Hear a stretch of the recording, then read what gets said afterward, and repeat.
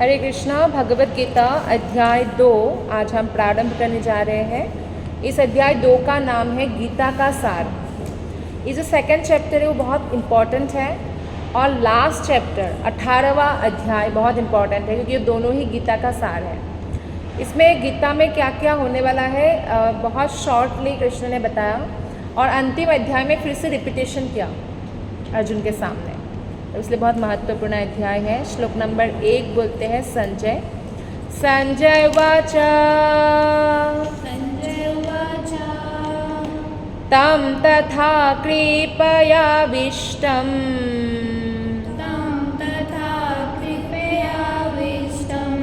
तं तथा कृपयाविष्टम्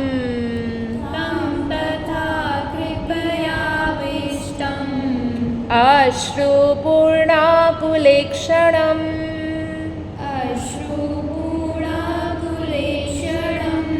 अश्रुपूर्णाकुलेक्षणम्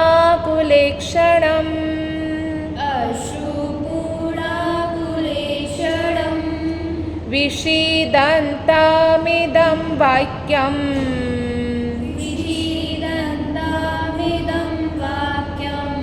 विषीदन्तमिदं वाक्यम्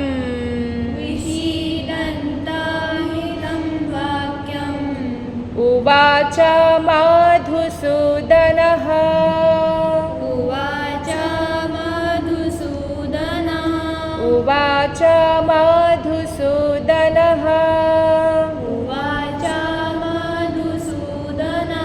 संजय उवाच तं तथा कृपयाविष्टम् अश्रुपूर्णाकुलेक्षणम्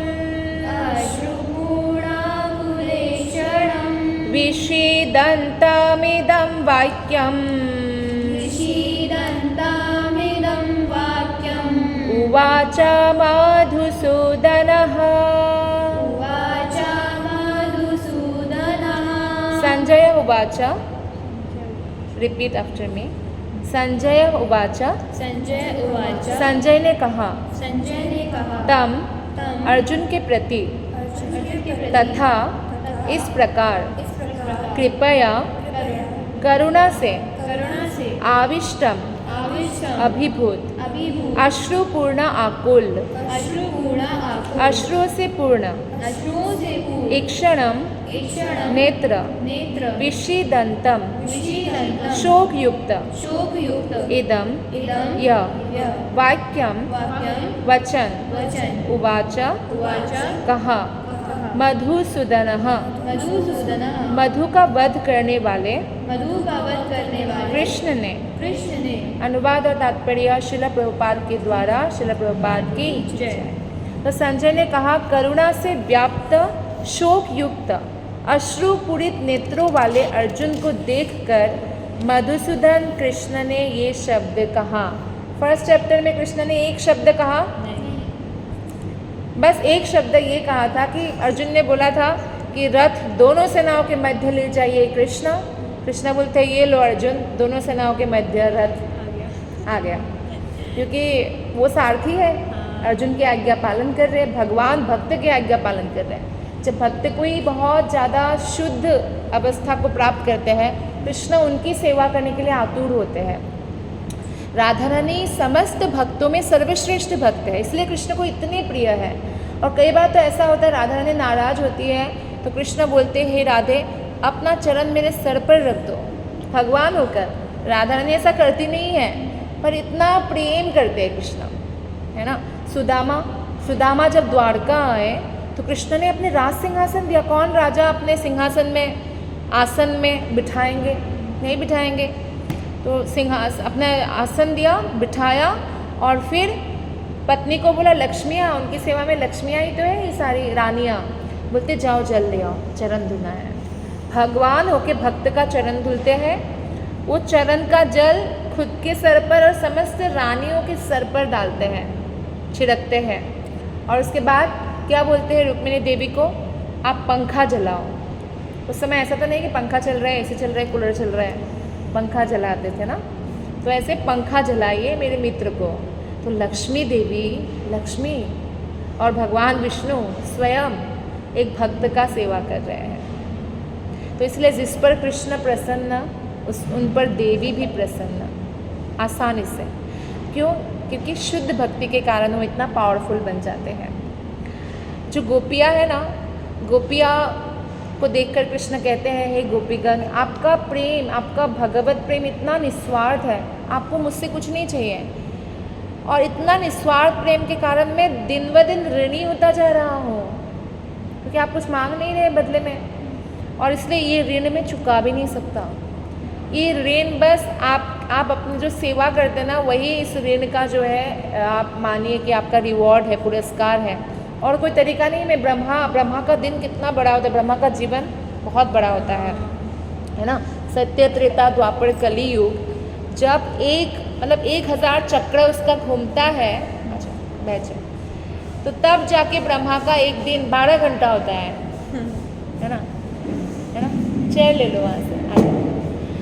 तो 12 घंटा होता है, और इतना 12 घंटा उतना ही रात लंबा ब्रह्मा का होता है। मतलब कितना, सत्ययुग, त्रेतायुग, द्वापर युग, कलयुग मिलके एक चक्र हुआ, युग चक्र बोलते हैं, है ना। अब देखो कलयुग कितना बड़ा है। आपको साइंटिस्ट कितना भी बोले कि नष्ट होने वाला है, सब प्रलय होने वाला, नहीं होने वाला है। 5000 साल ही गया है ना अभी कलयुग का। कितना लंबा है कलयुग? 4,32,000। हम बोलते बड़ा कलयुग है, लोग इतना स्वार्थी हो गए। अरे अभी कुछ भी नहीं हुए हैं, अभी तो इतना पतन होने वाला है, लोग पशु बन जाएंगे, तो कलयुग का अंत होगा। तो 4,32,000 साल लंबा है, और उसका डबल 8,64,000 साल है द्वापर युग, उससे ट्रिपल है त्रेता युग, उससे 4 गुना है सत्ययुग। आप समझ रहे हो? तो इतना लंबा एक युग चक्र है। ऐसा युग चक्र 1000 बार घूमेगा तो ब्रह्मा का 12 घंटा ही पास होगा। जितना ऊपर का ग्रह है, टाइम स्पान उतना अलग अलग होता है ना। हमारे ऐसे इंडिया, हमारे पृथ्वी में देख लो, हमारे यहाँ का टाइम और अमेरिका टाइम का भी तो डिफरेंट है सूर्य के हिसाब से। तो इस तरह से है। और ऐसे ब्रह्मा का पूरा जीवन 100 साल बहुत लंबा होता है। तो बोलते हैं कृष्णा कि 100 साल, ब्रह्मा के 100 साल तक भी मैं ऋण चुकाता रहूँगा ना गोपीगण, आपका ऋण नहीं चुका पाऊँगा, क्योंकि निस्वार्थ भक्ति। तो हमें भगवान से ऐसे निष्काम भाव से भक्ति करना चाहिए, भगवान बहुत प्रसन्न होते हैं। तो इसमें संजय ने कहा कि अर्जुन की क्या हालत हुई है युद्ध क्षेत्र में। कहते हैं कि करुणा से व्याप्त, अर्जुन के हृदय में बहुत करुणा आ गया है कि इतने लोग मारे जाएंगे युद्ध में, मैं क्यों युद्ध करूं, मुझे नहीं चाहिए राज्य। शोक युक्त, दुख से एकदम बहुत बड़ा शोक युक्त, दुखी हो गए बहुत ज़्यादा। अश्रुपूरित नेत्रों वाले, पुरुष लोग रोते नहीं और योद्धा क्षत्रिय रोते ही नहीं हैं। अर्जुन का रोना तो दूर की बात है, लेकिन आज वो रो रहे हैं, उनको दुख हो रहा है कि क्या हो गया। पूरे पृथ्वी के राजा महाराजा एकत्रित हुए एक दूसरे को मारने के लिए, हमारे लिए वो भी, तो बहुत दुखी है। तो ऐसे अवस्था में अर्जुन को देखकर कृष्ण कहते हैं अगला श्लोक। इसमें तात्पर्य में श्रील प्रभुपाद जी बताते हैं कि अगर कोई आत्मा के प्रति करुणा दिखाते हैं तो बहुत अच्छी बात है।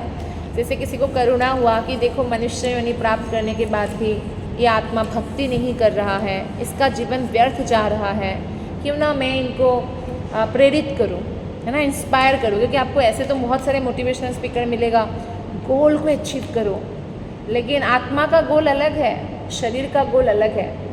शरीर का गोल हो सकता है बहुत पैसा कमाना हो, लेकिन आत्मा का गोल है भक्ति कमाना, क्योंकि इसी से तो आत्मा का उद्धार होगा। तो इसीलिए आत्मा के लिए दुखी होना चाहिए। जैसे कोई पानी में डूब रहा है, तो आप मान लो उसने बहुत भारी मुकुट पहन रखा है कोई सोने का, तो आप सोने का मुकुट बह जाने देंगे, व्यक्ति को बचाएंगे कि मुकुट को बचाएंगे? व्यक्ति को। मुकुट को बचाने से तो आपको पैसा मिलता, लेकिन फिर भी आप व्यक्ति को बचाओगे ना, क्यों? लाइफ ज़्यादा इम्पॉर्टेंट है, व्यक्ति ज़्यादा इम्पॉर्टेंट है, मुकुट तो और कमा लिया जाएगा, है ना। तो इस प्रकार अगर कोई डूब रहा है पानी में, जैसे इसको बोलते भव सागर, इसमें किसी का आप ऐसे मदद करो, उनको कपड़ा दे दिया, मकान खरीद दिया, सब कुछ कर दिया, लेकिन आत्मा के कल्याण के लिए कुछ भी नहीं किया, क्योंकि आत्मा चेतन है, शरीर चेतन नहीं है। शरीर तो हम बदलते रहते हैं। जैसे डाकू आ गए आसपास के 2 घर में, mister A and mister B के घर में। तो मिस्टर ए के घर में डाकू गए और पैसा, बंदूक लगा दिया, बोला कि पैसा दो पैसा दो पैसा दो। वो बोलते नहीं पैसा नहीं है, उसको देना नहीं था पैसा नहीं दूंगा, तो नहीं दिया।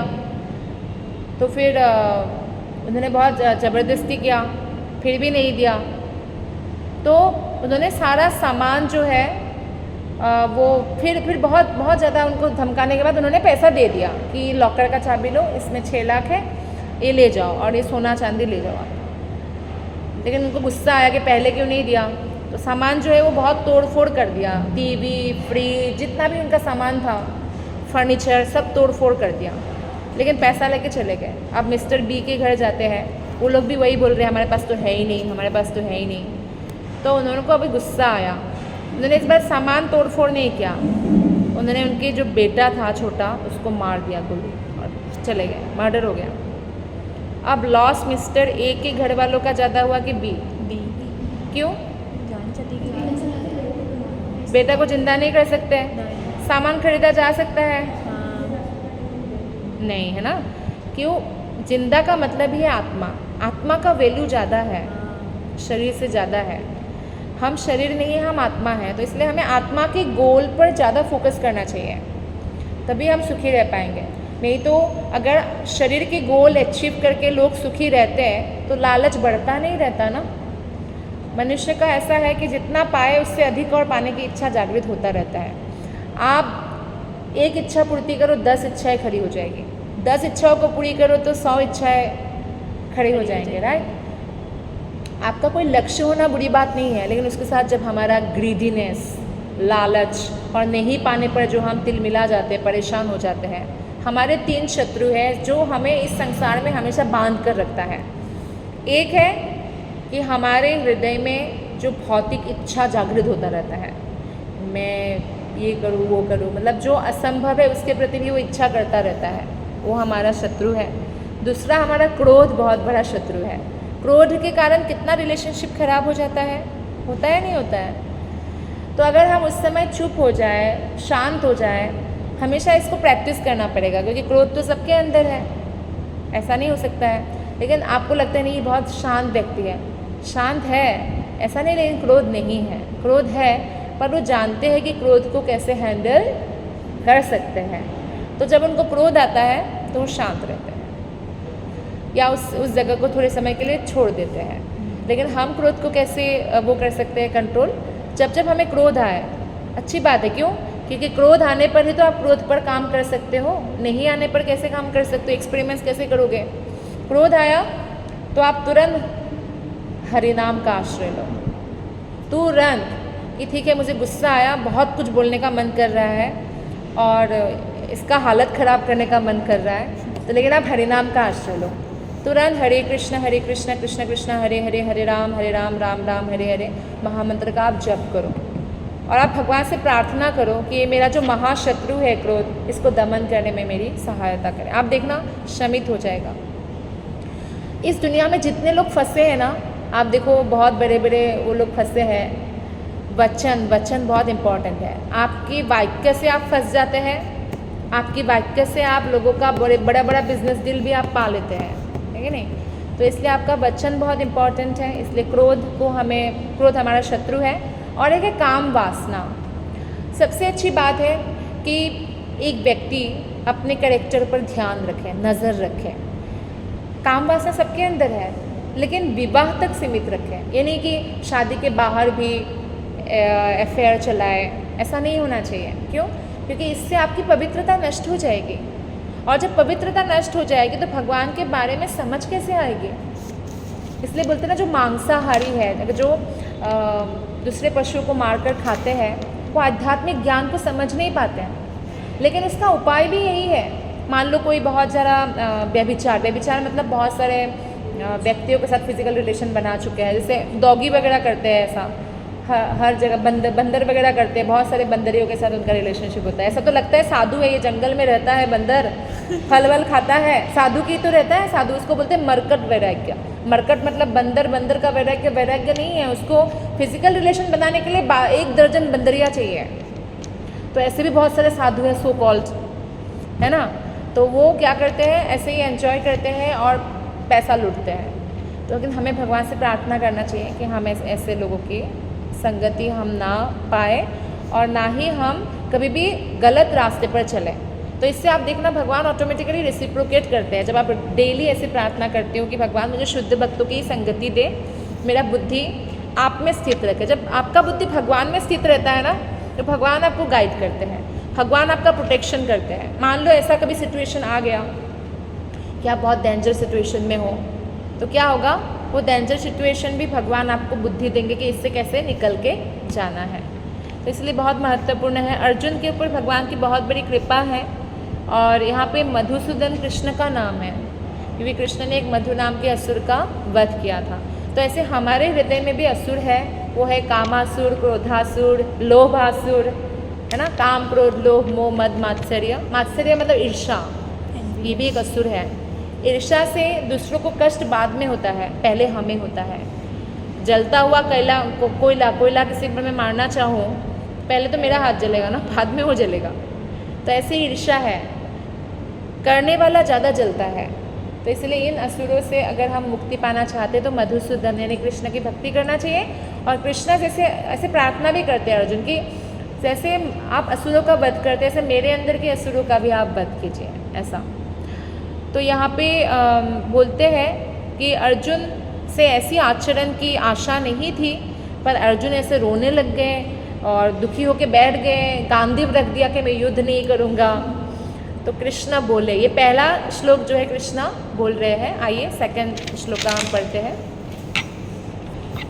श्री भगवानुवाच कुतस्त्वाकश्मलमिदम्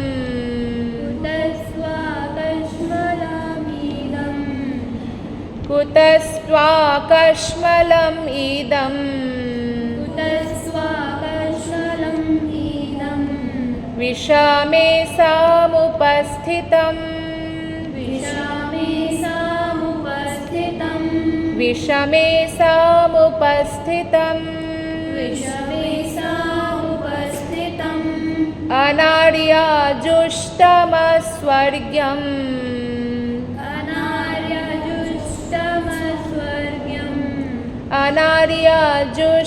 अनार्याजुष्टमस्वर्ग्यम्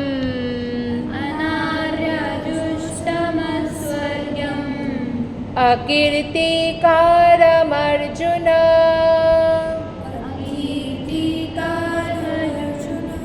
अकीर्तिकारमर्जुन।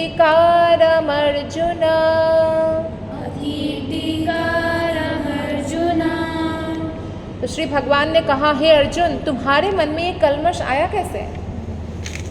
जब आप किसी ऐसी परिस्थिति में होते हो कि आप धर्म के विपक्ष चले जाते हो, तो यानी हमारे मन में क्या है, कल्मश है, प्रदूषण हो गया है, मन दूषित हो गया है। और मन दूषित कब होता है? जब हमारे अंदर भौतिक आसक्ति होती है ना।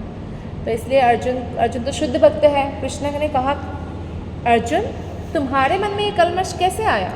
कृष्ण पूछ रहे हैं। यह उस मनुष्य के लिए तनिक भी अनुकूल नहीं है जो जीवन के मूल्य को जानता हो। जीवन के मूल्य यानी हम आत्मा हैं जो ये जानते हैं, उसके लिए धर्म के विरुद्ध जाना अनुकूल नहीं है। तो यानी धर्म कैसे पता चलेगा, अधर्म कैसे पता चलेगा? शास्त्रों से पता चलेगा, भगवत गीता से पता चलेगा, श्रीमद् भागवतम से पता चलेगा। और स्वयं यमराज भी कहते हैं, यमदूतों से कहते हैं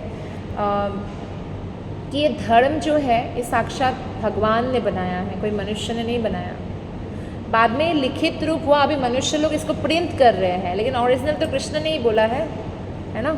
तो इसलिए धर्म अधर्म हमें शास्त्रों से पता होना चाहिए। पहले गुरुकुल में क्या करते थे, दोनों एजुकेशन देते थे, आध्यात्मिक भौतिक एजुकेशन कमाने के लिए, पेट पालने के लिए, परिवार का पालन पोषण करने के लिए, और आध्यात्मिक एजुकेशन धर्म है अधर्म है ये डिसाइड करने के लिए कि मैं धर्म के पथ में हूँ कि अधर्म के पथ में हूँ। अब क्षत्रिय का ये धर्म है कि वो देश की रक्षा के लिए युद्ध करे, लोगों को मारे। अब कल दया आ गया इंडियन आर्मी को और सबने युद्ध करना मना कर दिया तो क्या हो जाएगा? प्रोटेक्शन नहीं रहेगा, है ना। तो इसलिए बोला कि तुम्हारे मन में ये कलमश आया कैसे अर्जुन? इससे उच्च लोक को नहीं अपितु अपयश की प्राप्ति होती है। जैसे कोई युद्ध करता है, बोलते हैं वीर गति को प्राप्त हुआ। वीर की गति क्या है? स्वर्ग। कोई कैसा भी हो, अगर वो देश के लिए लड़कर मर जाता है, देश की रक्षा के लिए, तो निश्चित रूप से तुरंत देवता उनको स्वर्ग लोक दे जाते। देवदूत से विष्णुदूत होते हैं, देवदूत होते हैं, यमदूत होते हैं। तो स्वर्गलोक में उनको फिर आनंद प्राप्त होता है, क्योंकि उन्होंने इतना सेक्रीफाइस किया। तपस्या करने का फ़ायदा हमेशा मिलेगा। आप कुछ भी तपस्या करो, आपको फ़ायदा होगा। तो आध्यात्मिक तपस्या का और हज़ारों गुना लाभ है। तो यहाँ पे तो ये वाला भौतिक युद्ध थोड़ी था, ये तो कृष्ण की आज्ञा से होने वाला युद्ध था।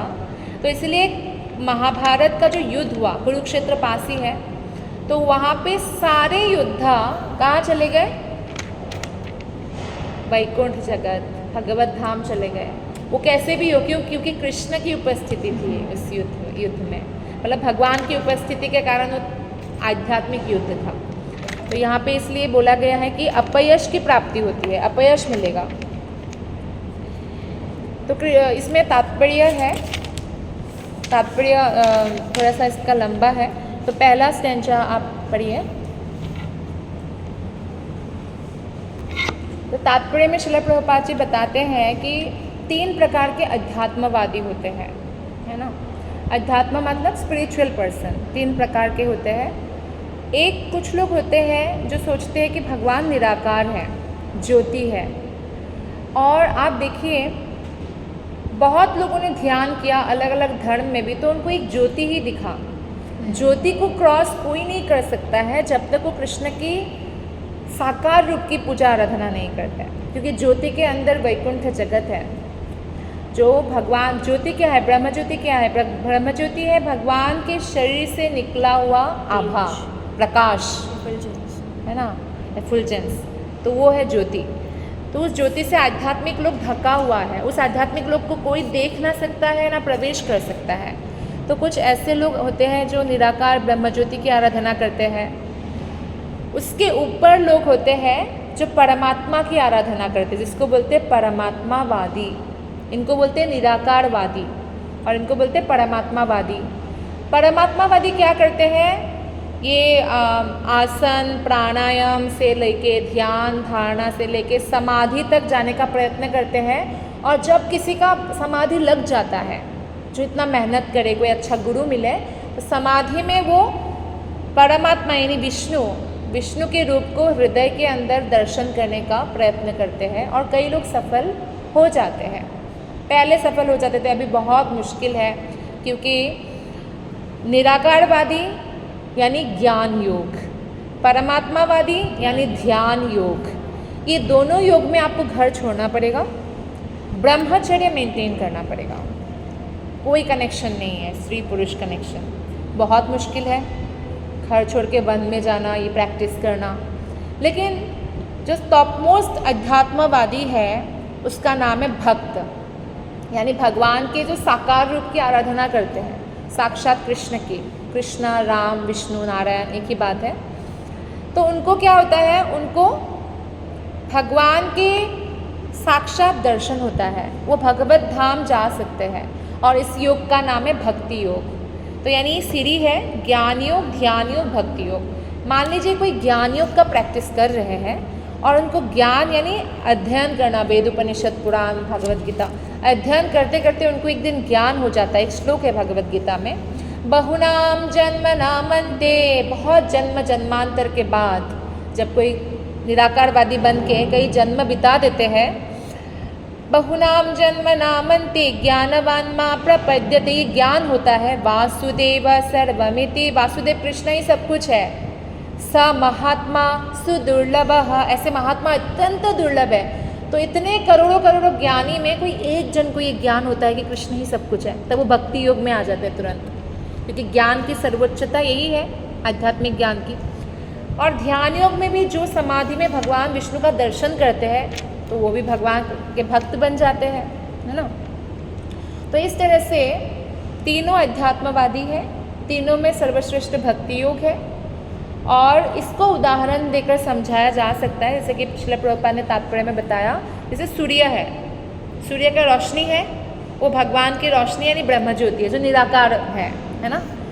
सूर्य का सतह आप देखते हो, सतह मतलब गोल गोल देखते हो दूर से रूप देखते हो ना। जब वो होता है हम सनसेट देखने जाएंगे, सनराइज देखने जाएंगे तो आप देखते हो ना, दिन में नहीं देख सकते हो आप। तो वो है परमात्मावादी का पोजीशन, जो भगवान को देखते हैं। मान लो कल हम अपना वो बना के कोई विमान बना के सूर्यलोक के अंदर चले गए, वो भक्त का पोजीशन है। विवस्वान जी दिख जाएंगे, है ना। हाँ, वो भक्त का पोजीशन है। भक्त भगवत धाम में जा सकते हैं, साक्षात दर्शन कर सकते हैं। इसको और एक एग्जाम्पल से हम समझ सकते हैं, ट्रेन आ रहा है रात को, पहले रोशनी आती है तो आपको लगता है कुछ रोशनी आ रही है अंधेरे में, तो वो निराकारवादी का स्टेज है। किसी रोशनी को देख के समझा ये भगवान है, यही ट्रेन है, ये रोशनी ही ट्रेन है, तो निराकारवादी। उसके बाद थोड़ी देर बाद आके देखेंगे बहुत सारा डब्बा, माचिस की डिब्बियों की तरह डब्बे लगे हुए हैं। परमात्मावादी ने देखा हाँ ये हमें दिख गया, ये ट्रेन है। लेकिन आप क्या करोगे, प्लेटफॉर्म में वेट करोगे क्योंकि आप भक्त हो, ट्रेन के डब्बे के अंदर जाओगे और देखोगे कि अच्छा एक्चुअली ये ट्रेन है। आप समझ में आया कि लोग हैं उसके अंदर। हाँ, वो ट्रेन है, ऐसे व्यवस्था है इसके अंदर। तो यानी तीनों अध्यात्मवादी एक्चुअली एक ही रास्ते पर चल रहा है, उनका गोल लक्ष्य एक ही है। तो ज्ञान योग में थोड़ा ज़्यादा समय लगेगा, उससे कम समय ध्यान योग में लगेगा, और उससे भी कम समय भक्ति योग में। अब भक्ति योग में क्या है, मैंने बोला था ज्ञान योगी ध्यान योगी को पूर्ण ब्रह्मचर्य मेंटेन करना होता है, लेकिन भक्ति योग किसी पर डिपेंडेंट नहीं है। आप गृहस्थ होकर भक्ति कर सकते हो, आपको जंगल जाने की ज़रूरत नहीं है, सब कुछ छोड़ने की ज़रूरत नहीं है। इसलिए कलियुग में खासकर भक्ति योग बहुत प्रचलित है, भक्ति, भगवान कृष्ण की भक्ति। तो इस तरह से आज का जो फर्स्ट और सेकंड श्लोका है, आज हम यही समाप्त करते हैं। बहुत बहुत धन्यवाद। हरे कृष्ण।